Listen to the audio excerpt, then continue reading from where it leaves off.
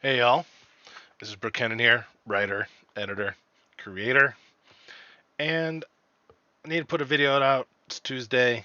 Figured Robert E. Howard. This book contains my favorite poem. I'm not a big poetry person, but when I was in grad school, I did a research paper in I think it was historical fiction, possibly. I don't even remember. One of my maybe short story class. I'm not sure. Doesn't matter a whole ton outside of we had to research an author. The point is to get into an author's process, and we have to do like a 40-minute oral presentation in class. And I chose Robert E. Howard because he created such great things as Conan the Barbarian, is where I know his name. And so I just wanted to give a little love to Robert E. Howard today. I'm going to read that poem, show off some of the books that I have. Typically, they would all be there's this empty spot on my bookshelf. Probably can't see in too great detail over here next to my Nabokov section, which you probably can't see. And then I got some Hellboy and Dark Angel, Asayamya there. That's where I kind of put my Dark Horse books. So, Robert E. Howard, his dad was a traveling, and a lot of this info it's gonna come off the top of my head. This is the book that I did, the biography that I read. But just some basic background. His dad was a traveling doctor in the early 1900s.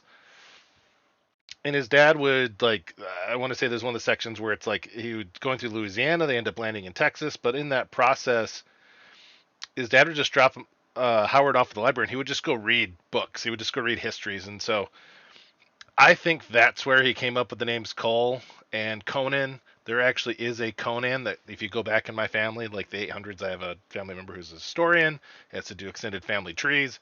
There was an actual Conan in general that lived, Conan the King, in like the 800s in like Ireland or like the British Isles somewhere. And it's possible. I speculate that's where he came up with the name of Conan, because he would just sit down and just read histories, just histories of Celtic lands, all these things. And I think a lot of that comes out in the sword and sorcery genre, which, if you didn't know, Robert E. Howard created the sword and sorcery genre.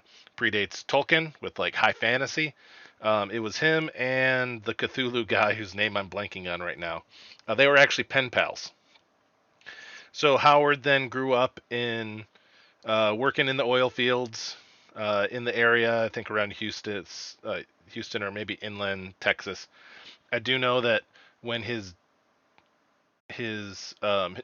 when he was dating a girl, his dad would and Howard, he would type. He was on typewriters. This is back in the day. He would say everything out loud as he's typing. He'd just be typing, saying everything out loud. And his girlfriend would come over, and she'd go to his dad and be like, "Hey, is Bob here? Can I see him?" And he'd be like, "Nope, nope, he's not here." And she'd be like, "But I can hear him through the window in the side of the house." His dad was not a big fan. Um, the he was one of the top short story writers of his era. He only a third of what he wrote is Conan. I have a few of his other books here. I got Cole excerpts, Cole the Conqueror or Cole the King, whatever it is. Complete action stories, Graveyard and others. The Treasures of Tartary. Getting too close to the camera. Moon of Skulls, Weird Works of Robert E. Howard, Volume 2. And this one with Conan on the cover, it looks like. People of the Dark. I mean, I think Joe R. Lansdale's a horror writer. I'm not too familiar. Then I have Blood and Thunder. This was just a terrific read. It kind of goes through some of his journals. I didn't prep to read through this. It's when I did this presentation, that was 2008.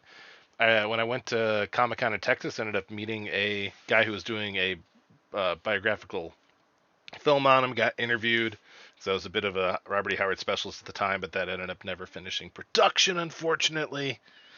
But I am a bit of a Robert E. Howard scholar if you're looking for one. But I'd have to brush up on some of the material.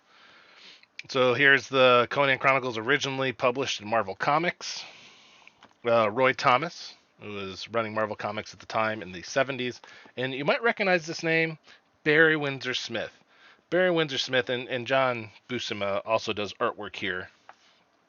Just gonna flip through some of the pages. Twilight of the Grim Grey Gods. There was an issue. This was one of the top-selling comics of the day, and so Barry Windsor Smith, he was the artist who worked on Marvel Comics Presents Weapon X, which I have all those floppy copies at home, or I should say at my parents' house. I'm at home at my apartment at the moment, and Barry Windsor Smith just knocks it out of the ballpark with all of his art. John Buscema, of course, does. I remember reading. There was a point when they were publishing Conan, and it was one of the top-selling books. And the numbers started going down, and they find out months after, and it's like there was a point where instead of having Conan on the cover, they started having like spiders or bears, whatever monsters he was fighting, and they actually saw a decline in sales. Then when they swapped back to putting Conan on the cover, the book started selling again.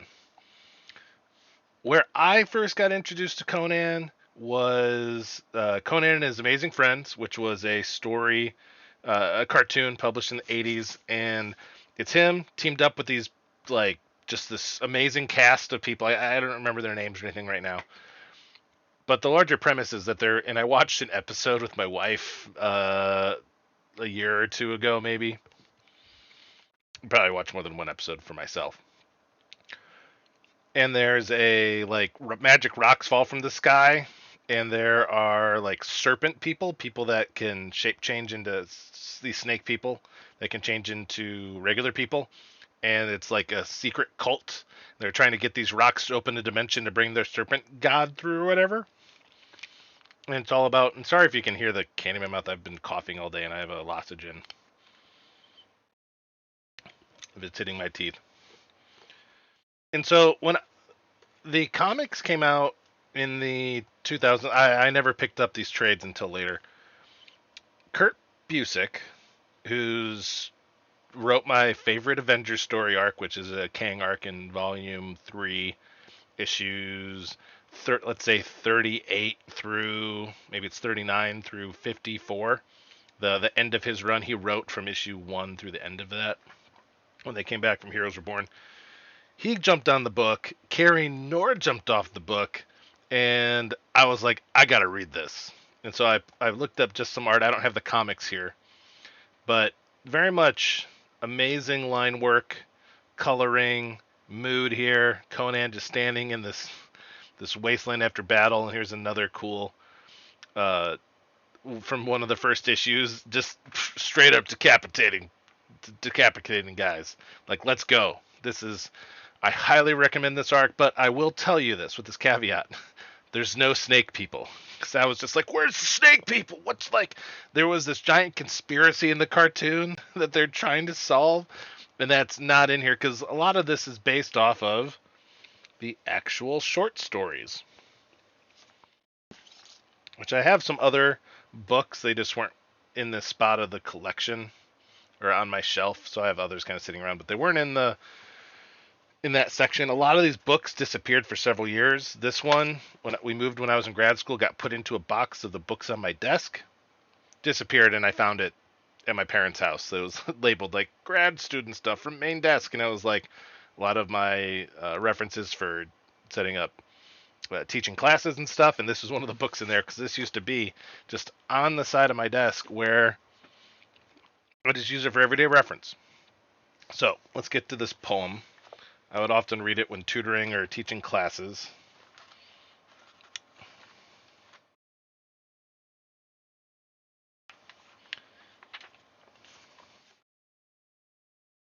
Lay the picture down. In the ring. Over the place the lights go out, except for the cluster above the ring. The crowd begins to thunder and shout. The tap of the gong I whirl and spring. And I hear the snarl of my charging foe, the Cobra Kid from old Mexico. And the ropes ain't there, and the crowd ain't there. It's me and him, and the ring lights glare. Like cavemen foes in an age of stone, on the ridge of the silent world alone. He ducks my lead and he surges in, and his left hook crashes against my chin. and he shuts my eye with a roundhouse slam that feels like the bunt of a battering ram. The lights are swimming, and so is the ring. Blind I fall and clinch and cling. The referee grunts as he tears us apart, and I ram a left in under the heart. As he batters me across the ring, jab and uppercut, hook and swing. A torrent of smashes that never slack. I feel the ropes against my back. Hard to the head he cannonades, and I hit the mat on my shoulder blades. My brain's full of fog, my mouth's full of brine, but I hear the referee counting 9. And up I reel, though my legs won't work, and the ring lights swim in a crimson murk. The cobra rushes, set for the spill, wild and wide open, blind for the kill. In desperate reeling, I shoot my right, the last blind blow of a losing fight. And my right connects and his head goes back, till it looks, begod, like his neck would crack. New strength surges through every vein, and the panther wakes in my punch-drunk brain. His knees, they buckle, his white lips part, as I blast my right in under the heart. His jaw falls slack, his eyes, they blink. As deep in his belly my left I sink. Then every ounce of my beef goes in. To the right I heave to his sagging chin. The leather bursts and the hand gives way, and it's the end of a perfect day. He hasn't stirred at the count of 10.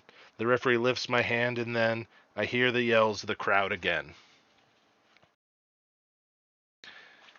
I'm not a poetry buff whatsoever. We didn't even look at poetry in the writing department that I went to school in at Columbia College, Chicago.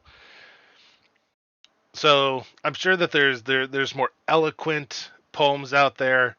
For me, from a fiction writing perspective, getting into a person's point of view. Robert E. Howard is the guy that when I want to write action scenes, he's one of the people I go to. He was known for writing boxing fiction, was a pulp fiction thing. He was a big pulp fiction writer. He has several characters. I didn't look up the names of all of them. More or less, he would sell them to one magazine. He'd send them out, and then like he'd have, it's usually like a dude and his dog. I'm going to read through the names of some of the titles, actually in this book, so you get an idea. Because these are just collections from all those pulp magazines. He would try to get a story published somewhere, and it's Jake and Mike. I think Mike was the name of the dog in one of them.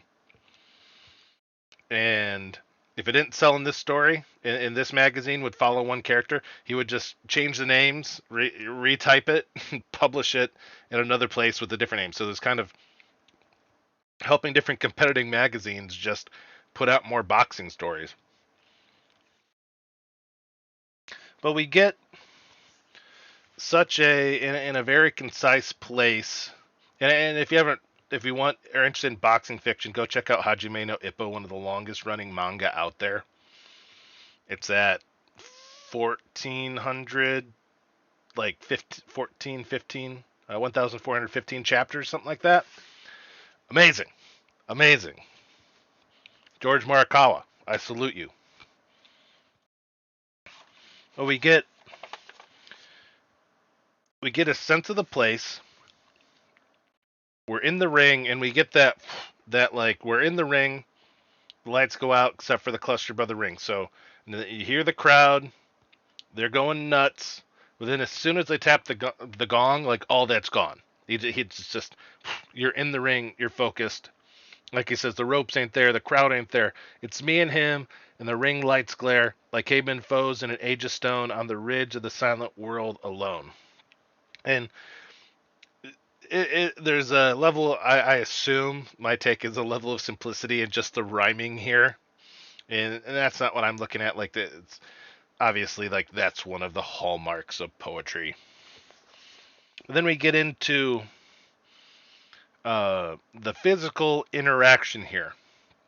He ducks my lead as he surges in, and you could just picture all of this. It's so clean, so fluid. As his left hook crashes against my chin, he shuts my eye with a roundhouse slam that feels like the bunt of a battering ram. The lights are swimming, so we get this. This is how you describe someone that's getting punch drunk, right? And he uses the term punch drunk later. Lights are swimming, and so's the ring. Blind I fall and clinch and cling. So it's like now they're together, the ref has to break them up. He puts them across the ring. They're he doesn't talk about bobbing and weaving here. There's not a whole lot of defensive action that we get as far as boxing, but until he gets his back against the rope, and then he falls, and then it's that idea of the brain full of fog and mouth full of brine. I'm not someone who writes much first person. I'm doing a writing project right now for April. It's 55,000 words in April until May 5th. So I don't do a whole lot, and I'm kind of like, maybe I should do some first one. It would make what I'm doing somewhat easier. I just naturally go to third because I like to bounce around people's heads, but that's not something that's really going to happen in the story that I'm writing. But brains full of fog and mouth full of brine. He reels up, his legs doesn't work. That realization, and I never understood this much until I watched Hajime no Ippo. There's not a whole lot of boxing fiction out there, as far as like we have Rocky in the Rocky films, and there's Cinderella Man and a few others, but we don't have any ongoing television series for the most part. Maybe because we kind of watch stuff in real life, but that's where Hajime no Ippo really picks up and being able to follow all this cast and the different boxing styles in getting defensive stuff, offensive stuff. What's your plan? The panther wakes in my punch-drunk brain. His knees they buckle, his white lips part, as I blast my right in under the heart.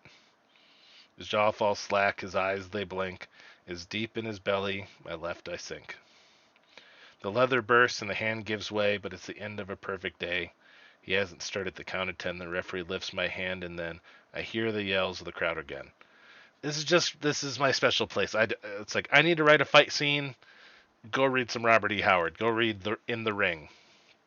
So as far as I feel like I'm gonna have to do another video and talk through some of the stuff. I'm gonna look at the contents here, get a sense of kind of the stories.